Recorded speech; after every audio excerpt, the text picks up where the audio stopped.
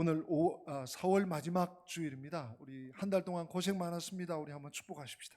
한 달 동안 고생 많았습니다. 네, 힘내시기 바랍니다. 이 스가랴서가 이제 한 중반전쯤 들어가는 것 같습니다. 스가랴 7장과 8장을 제가 두 번 설교할 텐데 오늘 다음 주 그 다음 주일까지 회복의 말씀이에요. 사실 제가 금요일도 잠깐 언급했지만 제가 기도 중에 지난 연말에 스가랴서를 올해 설교해야 되겠다 하고 붙들고 하나님께 기도를 준비하고 기도를 시작한 것은 회복의 책이에요. 회복의 책. 그동안 제가 부족해서 설교한다고 했는데 회복을 제대로 이렇게 맛보셨는지 모르겠어요. 근데 오늘부터 3주 동안 오늘 회복 1입니다. 같이 한번 제목 읽어보실까요? 같이 제목 시작. 회복 1. 하나님은 중심을 보신다. 한 번 더. 회복 1. 하나님은 중심을 보신다. 회복의 말씀이에요. 조금 어려운 부분, 이해가 잘 안 되는 부분이 있겠지만 제가 설명해 드리겠습니다. 이 스가랴 7장과 8장은 스가랴 선지가 8개의 환상을 본 후 2년이 지나서 2년이 지난 해인 다리오 왕, 오늘 본문 첫 절에 나오죠. 4년 9월에 기록된 말씀이에요. 스가랴 1장 1절에 보면 다리오 왕 2년 8월 이렇게 나옵니다. 그러니까 2년 3, 2, 1, 2, 3, 4 그로부터 2년이 더 지나고 나서 기록된 말씀이죠. 그동안에 어떤 일이 있었는가 하면 예루살렘의 성전 건축도 상당히 진척이 되었을 것입니다. 아직 완공은 되지 않았습니다. 이런 성전 건축에 대한 그 내용까지는 스가랴서에 기록이 없습니다. 그러나 이 스가랴의 활동은 계속 되었을 것입니다. 그런데 2년 후 예루살렘이 아닌 오늘 본문에 보니까 베델이라는 곳에서 몇 사람의 사신들이 찾아와서 질문을 합니다. 제사장들과 선지자들에게 우리가 70년 동안 이렇게 금식을 해왔는데 5월과 7월에 사실은 4월, 5월, 7월, 10월에 금식 절기가 있었습니다. 유대인들에게 있어서 금식은 굉장히 중요한 영적인 훈련이었습니다. 그리고 굉장히 중요한 영성이었습니다. 마치 안식일 준수와 마찬가지로. 그러니까 4번의 이 절기가 아니고 4번의 금식을 이들이 행했습니다. 근데 이 금식이 무엇과 연관되어 있는가 하면 70년 전에 바벨론이 우리나라를 침공해서 1차, 2차, 3차 침공을 통해서 우리나라가 멸망했는데 그것을 안타까워하면서 하나님 우리를 좀 회복시켜 주십시오. 하나님 우리를 좀 도와주십시오 하는 의미에서 금식을 한 거예요. 그렇게 금식을 했는데 그러면 이제 해방이 되었습니다. 70년 포로가 끝났습니다. 그래서 일부는 바벨론 땅에 남아있지만 일부는 돌아왔습니다. 70년이 다 지났어요. 이 상황에서도 과연 계속해서 금식을 해야 됩니까? 라고 질문을 한 것입니다. 오늘 스가랴 7장 2절 3절은 바로 그 말씀입니다. 자, 1절부터 다시 한번 읽어드리면 다리오 왕 제4년 9째 달 곧 기슬레월 4일에 여호와의 말씀이 스가랴에게 임하니라. 2절 그때에 베델 사람이, 베델이라 그랬죠. 베델 사람이 사레셀과 레겜멜렉과 그의 부하들을 보내어 여호와께 은혜를 구하고, 우리 3절은 같이 읽고 3절이 이 주요 질문입니다. 시작. 만군의 여호와의 전에 있는 제사장들과 선지자들에게 물어 이르되 내가 여러 해 동안 행한 대로 5월 중에 울며 근신하리까 하며, 이 질문이 바로 그 질문입니다. 5월의 금식을 계속 해야 되나요? 이 베델에서 내려온 사람들, 그들의 질문의 요점은 해방 후 지금에도 옛날에 그날, 즉 예루살렘 성이 회파되고 파괴되고 멸망한 그것을 슬퍼하며 기념하는 금식을 계속할 필요가 있는가 하는 것이었습니다. 이에 대한 선지자의 답변이 기록된 것이 바로 7장과 8장입니다. 7장과 8장은 끊으면 안 됩니다. 할 수 없이 너무 기니까 제가 또 둘째 주, 셋째 주까지 하지. 연결이 됩니다. 여기서 우리는 참 신앙생활이 무엇인지를 배우게 될 것입니다. 그냥 금식 이야기로 끝나는 것이 아닙니다. 하나의 이스라엘의 중요한 어떤 행사를 우리가 하느냐 안 하느냐의 문제가 아닙니다. 우리의 참 신앙인의 참 소망이 어디에 있는지를 우리는 이 7장 8장을 통해서 배우게 될 것입니다. 이스라엘, 그러니까 남유다죠. 정확히 말하면 남유다는 4단계에 걸쳐서 바벨론에 멸망하게 됩니다. 그 4단계가 이스라엘 백성들에게는 정말 치욕적인 슬픔과 고통과 아픔을 가져다 주었습니다. 그 장면이 여러분 열왕기하 25장에 잘 나와 있습니다. 제가 조그마한 표로 이 4단계를 요약했는데 여러분들에게 한번 보여드리죠. 조금 더 자세히 알고 싶은 분들은 열왕기하 25장을 나중에 보시면 되겠습니다. 이 유다의 멸망이 첫 번째 단계는 10월입니다. 10월. 우리 표를 한번 띄워 주시죠. 10월에 예루살렘은 안 왔습니까? 네. 일부에 준비가 안 된 것 같아요. 10월에 예루살렘은 바벨론 느부갓네살 군대의 침략으로 둘러싸이게 됩니다. 10월. 이걸 기념해서 10월 금식이라 그래요. 이거 세계사 연표로 말하면 BC 주전 588년입니다. 588년 10월. 그때부터 1년 반 동안 예루살렘이 바벨론 느부갓네살 군대에 의해서 삥삥 둘러싸입니다. 꼼짝 못합니다. 2단계가 뭔가 하면 그로부터 1년 반 후인 4월에 예루살렘 성이 적군에게 파괴되기 시작합니다. 이제 둘러싸여 있다가 버티고 견디고 뭐 대항하다가 1년 반을 버틴 거예요. 더 이상은 못 버텨. 그래서 이제 파괴되기 시작합니다. 무너지기 시작합니다. 심지어 유다 왕 시드기야, 그 당시 시드기야가 유다의 20대 왕이요 마지막 왕인데, 시드기야 왕 때 바벨론 포로로 왕이 그것도 두 눈이 뽑혀서 동아줄에 묶여서 끌려가게 됩니다. 그것이 주전 BC 586년입니다. 4월입니다. 3단계가 5월 7일입니다. 그 해 5월 7일입니다. 이 5월 7일은 이스라엘의 치욕적인 날입니다. 예루살렘 성이 다 무너집니다. 불탑니다. 또한 예루살렘 성전이 돌 하나도 돌 위에 남지 않고 다 불타버립니다. 예루살렘이 함락됩니다. 이스라엘의 멸망이죠. 근데 거기서 끝이 아니에요. 그리고 그해 7월에 이스마엘이라고 하는 아마 그 느부갓네살의 부하겠죠. 그 장군이 10명의 자기 수족들을 끌고 와서 이스라엘의 참혹한 살육을 또 행합니다. 그리고 당시 이 예루살렘 총독이었던 그달리아를 암살하게 됩니다. 그러니까 이 1단계, 2단계, 3단계, 4단계를 제가 소개해드린 이유는 이 금식이 뭔 금식인고, 왜 금식하는고 여러분 생각할지 몰라서 소개해드리는 것입니다. 그래서 이 4단계의 침공을 당하고 멸망을 당한 것을 기억하고 기념하자, 잊지 말자 해서 4번의 1년의 금식이 이스라엘에는 70년 동안 있어 왔습니다. 자, 이 베델에서 내려온 사람들이 이 70년 동안 하던 금식을 이제 해방이 됐는데 계속 해야 되는가? 이렇게 물었죠.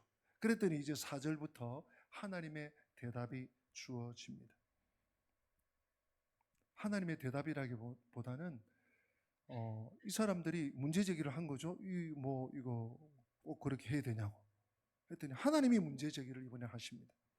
베델에서 온 사람들의 질문에 이어 이번에는 하나님께서 뭐라고 하시는가 하면, 그래, 너희들이 1년에 5월과 7월에 걸쳐서 2번 금식하고 애통했더냐? 성전이 무너진 것, 그 얼마나 슬픈 일인가. 게다가 그달리아 총독을 위시해서 많은 이스라엘 백성들이 살육당했던 사건을 생각하면서 그들은 애통하면서 금식했던 것이죠. 그런데 어떻게 되었나? 70년 동안 이렇게 금식해 왔는데 계속 하는 것이 옳은가? 옳습니까? 했더니 하나님이 이번에 다시 반문합니다. 너희들의 그 금식이 나를 위하여 한 금식인가? 라고 물어보셨어요. 그것도 한 번 묻지 않으세요. 그 금식이 과연 나를 위하여, 정말 나를 위하여 한 것이냐? 여러분 5절 한번 보세요. 온 땅의 백성과 제사장들에게 이르라. 너희가 70년 동안 다섯째 달과 일곱째 달에 금식하고 애통하였거니와, 그 다음 보세요. 그 금식이 나를 위하여 한 것이냐? 하나님께서 야, 너희들이 그렇게 소중히 여기고 안식일을 소중히 여기듯이 그 금식의 절기를 소중히 여기면서 70년 동안 금식해 왔는데 그것이 진정 나를 위해서 한 것이냐? 나를 위하여 한 것이. 우리 하나님께서 운율을 주십니다. 아주 기묘한 반복인 것이죠.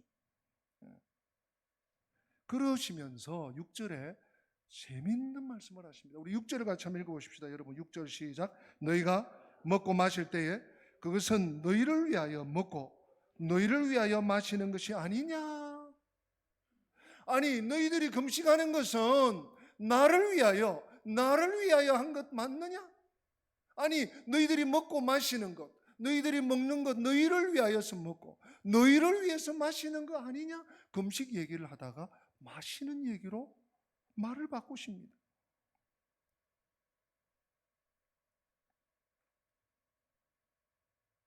사람들이 말하기를 그래도 우리가 지나간 70년 동안 열심히 금식했습니다. 근데 이제 굳이 해방도 됐는데 이 금식 계속 할까요? 말까요? 여러분 어디에 방점이 있다고 생각하십니까?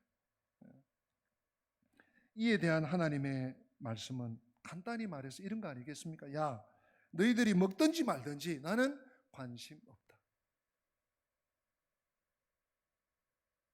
조금 충격을 받으셔야 됩니다. 이 백성들은 70년 동안 열심히 지켜왔어요. 그런데 이거 과연 계속해야 맞습니까? 아니면 안 해도 됩니까? 왜 베델 사람이 물었을까? 예루살렘에도 많은 궁금증을 가진 사람들이 있을 텐데 거기에 대한 질문은 그냥 제쳐놓겠습니다. 사랑하는 성도 여러분, 무엇입니까? 왜 하나님께서 이렇게 반응하실까요? 중요한 것은 동기입니다. 여러분 오늘 말씀을 잘 이해하셔야 돼요. 한쪽만 처음만 듣고 마지막을 빠뜨린다든지 잊어버린다든지, 처음은 안 듣고 마지막만 기억하셔도 합니다. 앞뒤를 잘 들어보셔야 됩니다. 중요한 것은 동기입니다. 도대체 무엇 때문에 먹느냐, 혹은 무엇 때문에 먹지 않느냐 하는 것이 중요합니다. 무엇 때문에 금식하고 무엇 때문에 금식하지 않고, 먹느냐 안 먹느냐는 중요하지 않습니다. 금식을 했느냐 안 했느냐 그 자체가 중요한 것이 아닙니다. 적어도 하나님께 있어서는 무엇 때문에 금식했느냐 또 무엇 때문에 먹었느냐가 중요합니다. 그 동기와 목적이 중요합니다. 우리가 잘 알듯이 신약 성경 바울을 통해서 하나님 주시는 말씀이 무엇입니까? 여러분 잘 아시는 고린도 전서 10장 31절 말씀, 여러분 잘 아시지 않습니까? 같이 한번 읽어보실까요? 너희가 먹든지 마시든지 무엇을 하든지 다 무엇을 위해서요?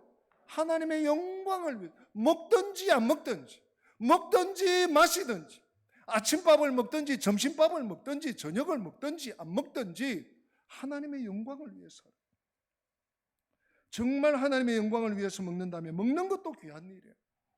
그냥 먹는 것이 아닙니다. 주님, 제가 건강하면 건강하면서 하나님께 영광 돌리며 살겠습니다. 가정을 위해서, 식구들을 위해서, 주님 나라 위해서, 제가 하고 있는 이 일, 직업, 직장, 학교, 공부를 위해서. 또 안 먹을 때도 제가 이 문제가 너무 중요하기 때문에 제가 곡기를 끊으면서 하나님께 매달립니다. 하나님 좀 들어주시기 바랍니다. 하나님 제 기도를 좀 들어주시고 인도해 주십시오. 용서해 주시고 회복시켜 주십시오. 그래서 삶 속에 우리가 하나님의 뜻을 수종들고 하나님의 영광을 나타낸다면 먹는 것도 귀한 일이에요. 또 안 먹는 것도 귀한 일입니다.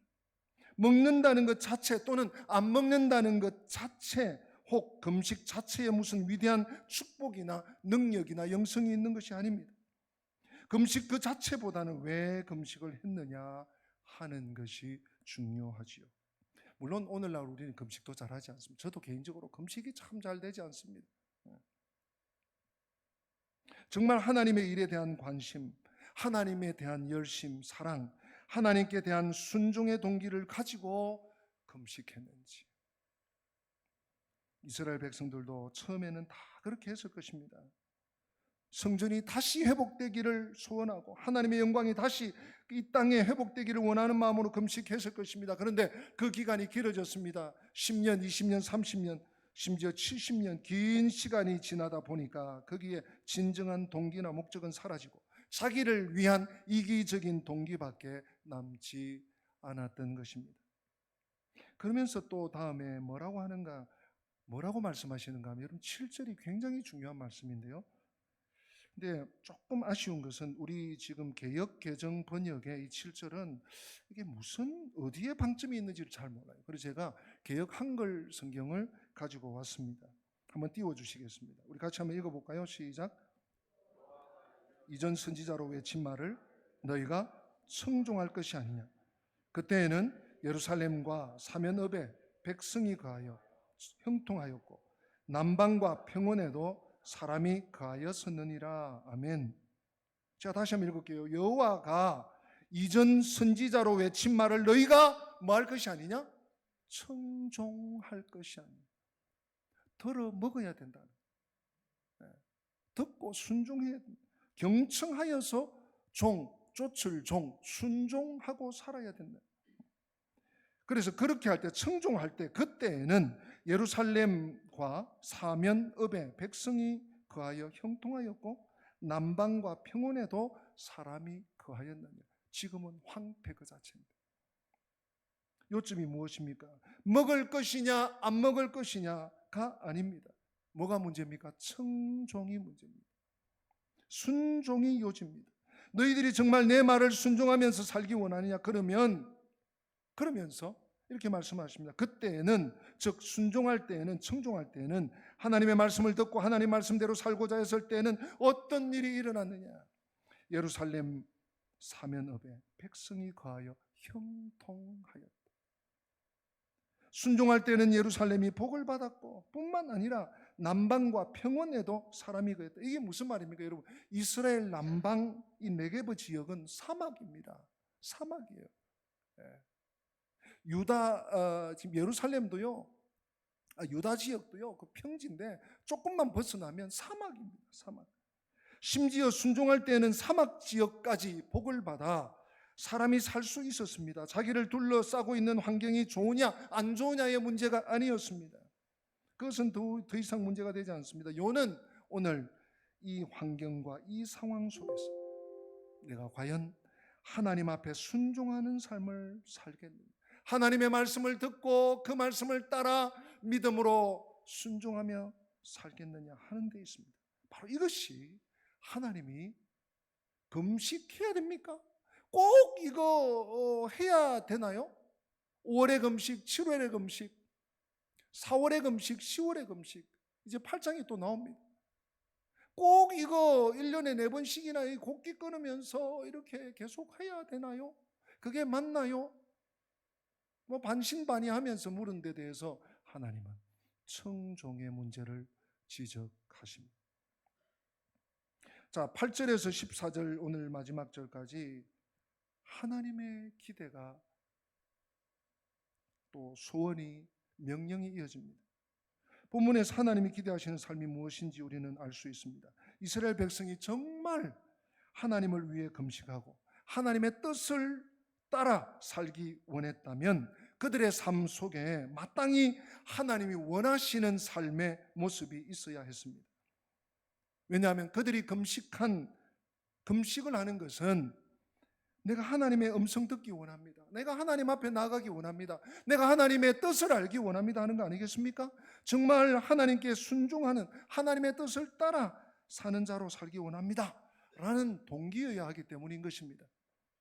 금식의 목표가 만약 하나님과 바른 관계에 있었다면 그 결과는 사람과 바른 관계로 나타나야 했습니다. 단지 금식의 목표가 수직적인 것에만 머물면 안 되는 것입니다. 하나님께 예배를 드리고 그분 앞에서 금식했다면 그 결과가 나타나야 할 곳은 우리의 구체적인 삶의 현장이어야 합니다. 그래서 가정에서, 직장에서, 학교나 혹은 사회 속에서, 우리 동네 안에서, 또 우리 믿음의 공동체 안에서 삶으로 드러나야 하는 것입니다. 그것이 맞는 것입니다. 한 사람이 예배를 얼마나 잘 들었느냐 알려면 어디로 가야 됩니까? 예배 시간에 보면 알 수 있습니까? 모릅니다. 그 사람의 삶의 현장으로 바로 가야지 알 수 있습니다. 오늘 이렇게 하나님은 계속해서 말씀하십니다. 9절에 만군의 여호와가 이같이 말하여 이르시기를 너희는 진실한 재판을 행하며 서로 인애와 긍휼을 베풀며. 여기서 중요한 구약 시대에 하나님께서 계속 선지자들을 향해서 또 모세 오경에 계속 신명기, 레위기, 신명기 강조하는 두 가지가 나옵니다. 여기 두 가지가 강조되는데 한 가지는 재판입니다. 여러분, 재판의 핵심이 무엇입니까? 공평 곧 의입니다. 공평하게 하는 것입니다. 바르게 하는 것입니다. 정직하게 하는 것입니다. 정의에 있습니다. 또 다른 한 가지는 무엇입니까? 인내와 긍휼입니다. 이것은 한마디로 말하면 사랑입니다. 하나님의 말할 수 없는 사랑. 한 사회가 하나님의 뜻에 부합하려면 반드시 이 두 가지, 정의와 사랑이 있어야만 합니다. 정의와 사랑.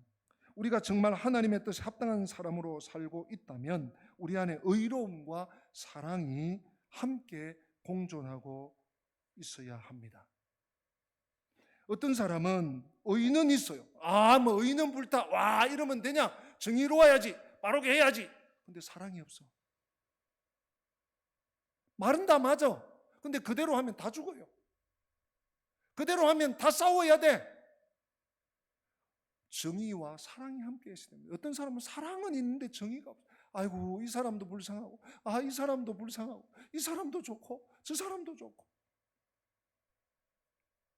그러나 하나님은 이 두 가지 모두를 우리에게 기대하신다는 말씀이 9절 말씀 아니겠습니까? 그냥 기대가 아니에요. 요구하시는 거예요. 명령하시는 거예요. 너 정의와 사랑을 가지고 너가 진짜 예배를 드렸다면, 너가 진짜 금식을 한다면 정의와 사랑을 가지고 표현하면서 살라는 거예요. 오늘 10절은 무슨 말씀이 이어집니까? 10절은 언약 백성들이 해서는 안 되는 두 가지 금지 조항을 언급하고 있습니다. 첫 번째 금지 조항은 과부와 고아와 나그네와 가난한 자들을 압제하지 말라는 것입니다. 고아와 과부, 즉 사회적 약자에 대한 관심과 이 배려는 구약에서 매우 중요한 사회 정의의 요소 가운데 하나였습니다. 오늘날도 마찬가지 아닙니까? 사회적 약자, 끊임없이 모세오경과 또한 선지서에 나오고 있는 내용들입니다. 두 번째 금지 조항은 무엇입니까? 10절에 서로 해하려고 마음에 도모하지 말라. 우리 10절 다 같이 한번 읽어보십시다. 10절 시작. 과부와 고아와 나그네와 궁핍한 자를 압제하지 말라. 서로 해하려고 마음에 도모하지 말라 하였으나. 첫 번째 조항, 즉 과부, 고아, 나그네, 가난한 자를 압제하지 말라는 이 조항이 외형적으로, 외적으로 드러난 죄악과 관련이 있다면, 두 번째 조항, 서로 해하려고 마음에 도모하지 말라, 이 조항은 내면적인 문제와 관련이 있다고 볼 수 있습니다. 사랑하는 성도 여러분, 어느 공동체나 마찬가지입니다. 오늘 우리나라 국가적인 문제도 마찬가지입니다. 교회 공동체도 마찬가지입니다. 겉으로 드러난 인간의 행위와 태도들은 궁극적으로 마음의 상태가 외적으로 드러난 것일 뿐입니다. 우리는 겉으로 드러난 것만 보고 왜 그랬냐, 왜 저랬냐, 아니에요. 사람의 말만 놓고 우리는 평가하기 쉬운데 오늘 이 시대가 특별히 그 마음에 품은 것이 드러나는 것입니다. 다시 말해서 사회적 불의와 부도덕의 문제는 궁극적으로 각 개인의 마음의 문제와 직결된다는 것입니다. 우리가 함부로 국가를, 함부로 어떤 누구를, 함부로 어떤 집단을 평가하고 논하기 전에 우리는 자기 스스로를 돌아봐야 되는 심각한 고려해야 되는 문제가 여기에 있습니다. 개인의 마음의 문제예요. 그래서 잠언 4장 23절은 이렇게 강조합니다. 잠언 4장 23절에 모든 지킬 만한 것 중에 뭐라고요? 더욱 내 마음을 지키라. 생명의 근원이 이에서 남이니라. 생명의 근원이 어디에서? 마음에서 나는데 마음은 안 지키고 괜히 쓸데없는 말만 해요. 쓸데없는 말만 들어요. 쓸데없는 곳에서 시간을 허비해요. 마음을 지키래요. 그런가 하면 예레미야 역시 인간의 타락한 본성의 문제를 예레미야 17장 9절에 만물보다 거짓되고 심히 부패한 것은 무엇이라고요? 마음이라. 누가 이를 알리오마는 하나님은 아시죠. 만물보다 거짓되고 심히 부패한 것이 다른 것이 아닙니다. 마음입니다. 호세아 선지자는 이스라엘의 잘못과 내면의 문제와 외면의 문제를 함께 지적합니다. 호세아 4장 2절에 오직 저주와 속임과 살인과 도둑질과 간음뿐이요 포악하여 피가 피를 뒤이음이라. 포악했기 때문에 살인과 속임과 도둑질과 간음과 이런 외형적인 문제들이 나온다는 것입니다. 이처럼 옛 선지자들의 메시지는 외적인 행동이 내면의 상태와 결부되어 있음을, 그러기에 이 사회의 공의와 도덕의 이슈가 내적인 경건의 문제와 분리될 수 없음을 강조하고 있습니다. 다시 말해서 금식과 같은 내면적인 경건에 힘쓰는 자들은 반드시 외적인 삶의 태도를 통해 그들의 내면적 경건을 나타내야 한다는 것입니다. 그러므로 스가랴 선지자는 베델에서 온 자들에게 옛 선지자들의 메시지를 선포하면서 그들의 금식 훈련에 공의 실천이 반드시 뒤따라야 한다는 점을 강조하고 있습니다. 오늘 본문에서 하나님은 믿음과 삶이 일치하지 않았던 결과 이스라엘 백성들에게 임했던 과거의 징계를 회상시켜 주십니다. 여러분 11절 우리 같이 읽어봅시다. 11절 시작. 그들이 듣기를 싫어하여 등을 돌리며 듣지 아니하려고 귀를 막으며. 여러분 보십시오. 이게 말이 됩니까? 하나님 무슨 말씀을 하면 귀를 기울여서 귀를 쫑긋해서 들어도 잘 못 듣거나 잘 이해하지 못하기 쉬운데 그들이 듣기를 싫어하고 등을 돌리고 듣지 않으려고 귀까지 막아요. 12절에 보면 이스라엘 백성들은 주님의 말씀을 제대로 듣지 않을 뿐만 아니라 그 말씀에 불순종하면서 그리고 그들의 마음을 금강석 같게 했습니다. 여러분 금강석이 뭡니까? 오늘로 치면 대리석까지 맨들맨들 뚫고 들어갈 마음이 말이죠. 마음이 금강석같이 되고 안 듣겠다는 거예요. 귀를 막겠다는 거예요. 마음을 딱딱하게 했다는 뜻입니다. 여러분 이게 무슨 말입니까? 대화가 안 돼요. 대화. 이스라엘 백성이 말씀을 거절하기 위해서 그 마음을 금강석 같게 했을 뿐만 아니라 그래서 오늘 12절에는 그래서 율법과 만군의 여호와가 성령님으로 말미암아 선지자를 통해서 주신 이 말씀을 듣지 않으므로 하나님께서 뭐합니까? 크게 분노하셨다. 아까 청중의 문제를 앞에서 6절까지 하나님께서 한번 짚으셨어요. 7절까지. 그죠? 너희들이 청중할 때는 이렇게 잘 되고 사람들도 많고 심지어 저 남방 네게브 사막 지역까지 번성했지 않냐? 근데 청중하지 않으니까 봐라 사람이 어디 있나? 다 무너졌지 않나? 또다시 말씀하시오. 내가 뭔 말 하려면 듣지도 않고 마음을 딱딱하게 금강석 같게 하고 등도 돌려버리고 귀도 막아버리고 안 들었어. 그 결과가 무엇입니까? 지금 13절 14절이 그 결과입니다. 우리 13절 같이 읽어보십시다. 13절 내가 불러도 그들이 듣지 아니한 것처럼 그들이 불러도 내가 듣지 아니하리라. 만군의 여호와가 말하였느니라. 아멘. 내가 불러도 그들이 듣지 않았다. 내가 아무리 말해도 그들이 들으려고도 안 했다. 금강석같이 그들의 마음을 딱딱하게 만들었다. 귀도 막았다. 그래서 너희들이 말하면 내가 듣지 않겠다. 무서운 말씀입니다. 그들이 청종하지 않았던 결과, 첫 번째 결과가 하나님도 듣지 않겠다는 하나님과 불통입니다. 하나님과 우리 사이의 불통입니다. 여러분, 이 말씀을 들으면서 그런 적용을 해봅니다. 오랫동안 기도하는데 응답이 안 되는 문제가 있습니까? 수년, 아니 수십 년을 기도하는데 안 되는 문제가 있습니까? 혹시 개인의 문제든 가정의 문제든 또 다른 문제든 내가 하나님 말씀을 잘 들으면서 기도하는지 점검해 보셔야 됩니다. 아니 나는 안 듣고 하나님 어쨌거나 이렇게 해주세요. 하나님 이렇게 해줘야 되잖아요. 혹시 우리가 그러고 있지 않습니까?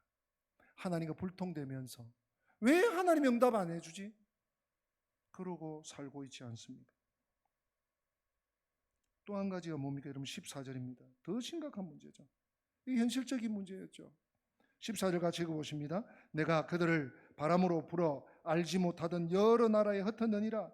그 후에 이 땅이 황폐하여 오고 가는 사람이 없었나니 이는 그들이 아름다운 땅을 황폐하게 하였습니다 하시니라. 아멘. 하나님 과거의 쓰라린 역사를 회상시키면서 이스라엘을 향하여 이렇게 말씀하시는 것입니다. 그래서 너희들이 이방으로 끌려간 것이 아니냐. 그래서 예루살렘이 무너지고 성전이 파괴되고 그런 것 아니냐. 그런데 그 70년이 지나고 이제 포로에서 돌아왔는데도 아직 깨닫지 못한다는 말이냐. 하나님의 마음이 너무너무 답답하십니다. 사랑하는 성도 여러분, 오늘 말씀은 처음에 무슨 질문으로 시작됐습니까? 하나님, 계속 금식해야 됩니까? 5월의 금식, 7월의 금식 계속 해야 되는 겁니까? 할까요 말까요? 성도 여러분 기억하십시오. 하나님의 대답은 무엇입니까? 야, 하든지 안 하든지 너희들 마음대로 해라. 그것은 내 관심사가 아니다. 그것은 너희를 위하여 먹고 너희를 위하여 마신 거 아니냐? 너희들이 금식한 것이 나를 위하여 했느냐? 내 관심은 너희들이 제대로 내 앞에서 사느냐 어떠느냐는 그것에 있느니라. 사람들은 끊임없이 종교적 형식에 관심을 갖습니다. 사실 종교적 형식 중요합니다. 정말 중요합니다. 여러분 예배라는 형식이 없다고 생각해 보세요. 음악이라는 틀이 없다고 생각해 중요한 것입니다. 그러나 그것이 다가 아닙니다. 그래서 우리는 이렇게 잘 물어요. 하나님 꼭 교회 나가서 예배해야 되나요?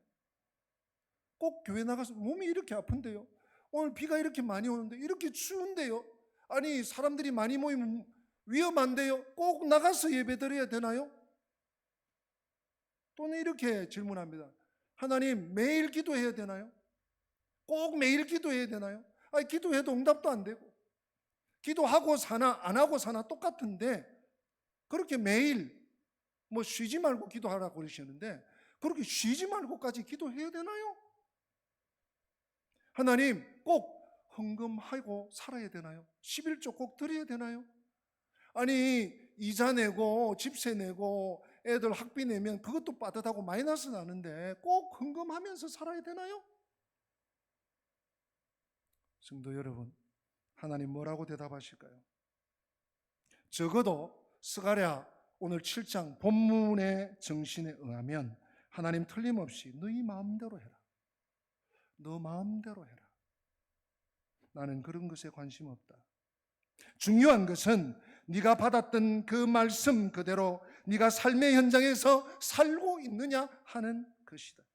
너는 내 이웃과 어떤 관계 속에서 사느냐, 그리고 내게 주어진 삶의 자리에서 얼마나 책임 있게 살아가느냐, 얼마나 공의롭게 그리고 평화롭게 사람들과 관계 안에서 살아가느냐, 과연 네가 이웃을 사랑해서 그들을 끌어안고 사느냐, 너는 얼마만큼 하나님의 의를 따라서 살고자 하느냐, 내게는 그것이 중요하다. 사랑하는 성도 여러분, 진정한 금식이 무엇입니까? 진정한 금식은 진정한 삶입니다. 또 진정한 예배는 무엇입니까? 진정한 예배는 몸을 꼼짝하지 않고 졸지 않고 가만히 있는 것이 아닙니다. 진정한 삶입니다. 참된 예배란 무엇일까? 그것은 예배를 드린 다음 현장에서 이루어지는 삶입니다. 하나님의 관심은 바로 우리의 삶에 있습니다. 이것이 바로 금식이라는 종교적 규례, 형식을 통해서 하나님이 우리에게 보고 싶어 하시는 부분 아니겠습니까? 그러므로 여러분, 그런 의미에서 우리가 지난 몇 달 전에 보았던 스가랴 4장 6절 7절 말씀을 꼭 기억하고 잊지 말아야 되겠습니다. 우리 한 번 더 우리 마음에 새기면서 또 외쳐보기를 원합니다. 같이 읽어보십니다. 이는 힘으로 되지 아니하며 능력으로 되지 아니하고 오직 나의 영으로 되느니라. 큰 산아 내가 무엇이냐? 내가 스룹바벨 앞에서 평지가 되리라. 아멘. 사랑하는 여러분, 내 마음은 원하는데 그렇게 되지 않을 때가 너무 많습니다. 내가 알기는 아는데 그렇게 되지 않을 때가 많습니다. 미끄러질 때도 있고 잊어버릴 때도 있고 실수할 때도 있고 실족할 때도 있습니다. 그것이 사실입니다. 아니면 내가 아예 거부하고 살 때도 있습니다.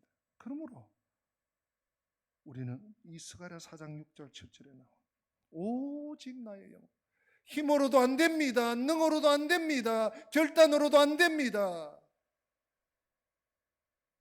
힘으로 안 되고 능으로 안 된단 말이 너는 무슨 수를 써도 너 힘으로 안 된다는 얘기 아니겠습니까? 오직 무엇으로? 하나님의 영, 오직 성령의 능력으로, 오직 성령의 능력. 성령께 의존하시기 바랍니다. 성령님을 매일 매순간 내 삶의 자리에 초대하시기를 바랍니다.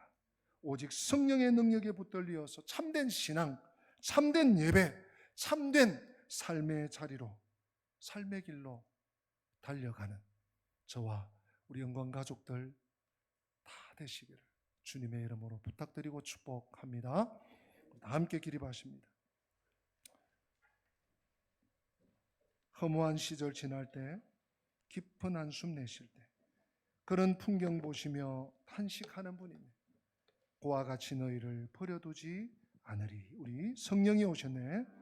찬양하시고 전영교 목사님 등단하셔서 축도해 주시겠습니다.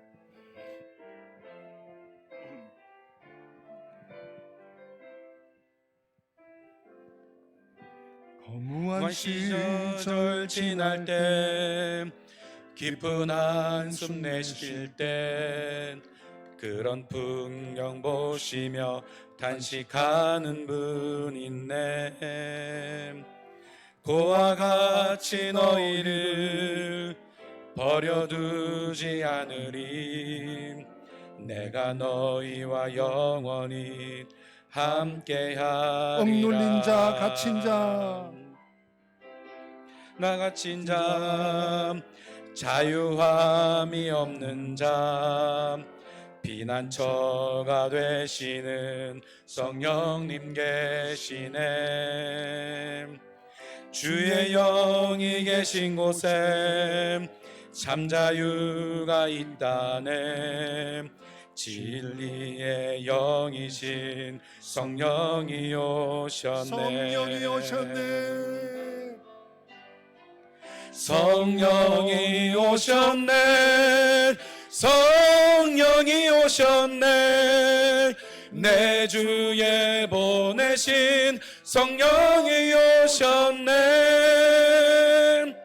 우리 인생 가운데 친히 찾아오셔서 그 나라 꿈꾸게 하시네. 성령이 오셨네.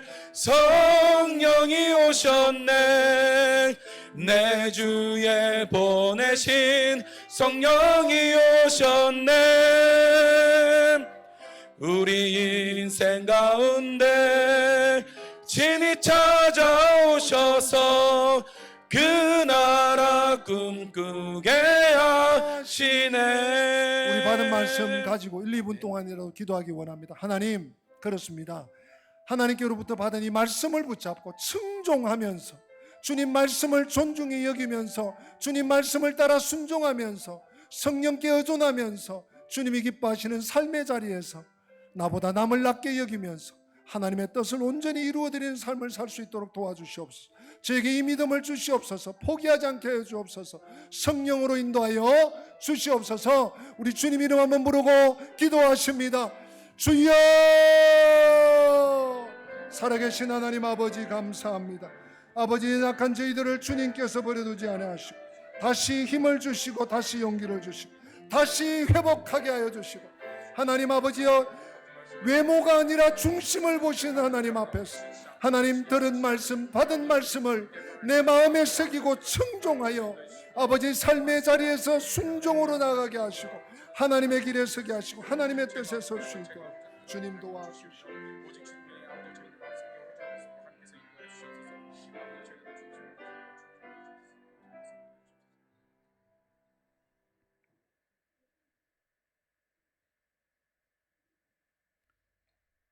지금은 우리를 계속하기 위하여 십자가에 피 흘려주신 우리 주님 예수 그리스도의 은혜와